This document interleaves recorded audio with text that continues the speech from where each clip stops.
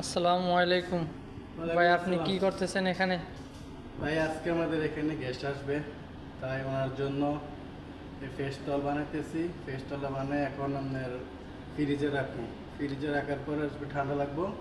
ঠান্ডা হওয়ার পরে যখন ওনারা আসবে, আসার পরে ওনাদেরকে দেব, দিলে ওনারা একটু ঠান্ডা অনুভব করবো, এই আর কি।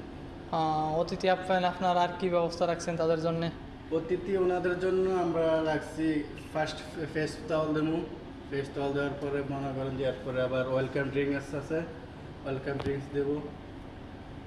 তারপর আবার এই যে এখানে দেখেন কফি কফি আছে, চা আছে, অনেক কিছু আছে এখানে। ওনারা আবার পানি পেরা ফ্রি এখানে। ওকে, ধন্যবাদ ভাই আপনাকে।